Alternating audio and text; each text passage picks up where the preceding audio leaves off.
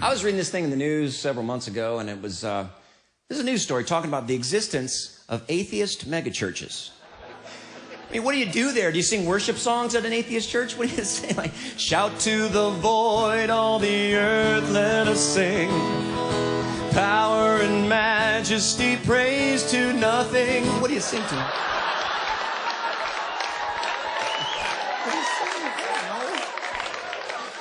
Man, do they have children's church at the atheist megachurch?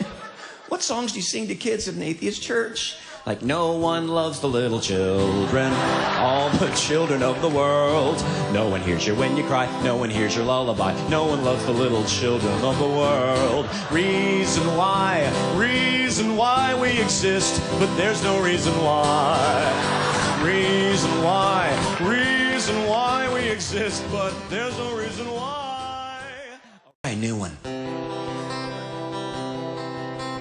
Evolution, this I know, for Charles Darwin told me so. Accidentally alive, if you're weak, you won't survive.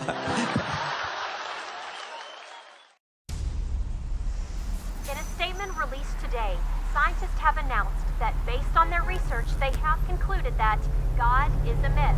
Are you a Christian? Yes, I am. Are your parents Christians? Yes. Well, yeah. Were you ever forced to come to church? No. And why do you believe God's not dead? Because he's not. He's like, every time I have a situation, or even whenever I'm not facing a situation, I will sit there and I will pray about it. And I feel him, it sounds weird, but I feel him speaking to me and leading me to where I need to be. Give your life to Christ. 2011. And why did you do that? Because I saw how people were like Pastor Bianca and Pastor Arthur, for example. I saw how they were like so relieved and like just so full of joy at following God, you know, and I wanted some of that. So brought me to this church where I have been given a lot of opportunities that I know if I didn't have faith in him, I wouldn't have been able to be given or take. And just gave me a bunch of wonderful people to take care of me, like my pastors and my parents and my friends. Why do you come to church? I always have, and I always will. Because my parents started taking me when I was little, and then I started liking it. It's my family now. Are you a Christian? Yeah. Are you forced to come to church? No. Do you love coming to church? So after all your talk, you're saying that it all comes down to a choice. Believe or don't believe. That's right. That's all there is. That's all there's ever been. The only difference between your position and my position is that you take away their choice. You demand that they choose the box marked, I don't believe. Yes, because I want to free them. Because religion is like it's like a mind virus that parents have passed on down to their children. And Christianity is the worst virus of all. It slowly creeps into our lives when we're weak or sick or helpless. So religion is like a disease? Yes. Yes, it infects everything. It's the enemy of reason. Reason? Professor, you left reason a long time ago. What you're teaching here isn't philosophy.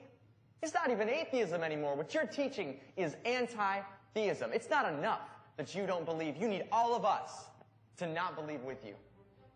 Why don't you admit the truth?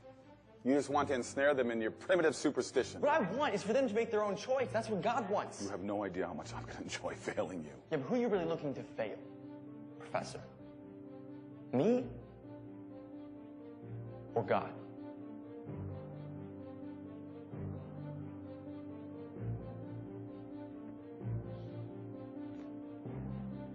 Do you hate God? It's not even a question. Okay. Why do you hate God? This is ridiculous. Why do you hate God? Answer the question. You've seen the science and the arguments. Science supports his existence. You know the truth. So why do you hate him? Why? It's a very simple question, Professor. Why do you hate God? Because he took everything away from me. Yes, I hate God. All I have for him is hate.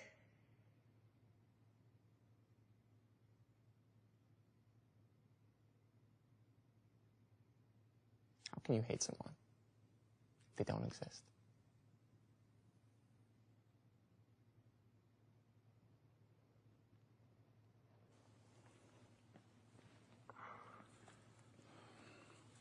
You've proven nothing.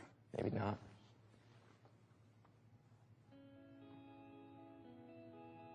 They get to choose. God's not dead in my life because he brought me hope, and he brought me dreams, and he brought me miracles. When I thought life would get me down, and life was getting me down, at the end he showed me that anything's possible, whether you are a troubled teen in life and do the worst mistakes there are to your parents, they'll always love you. And he showed me that.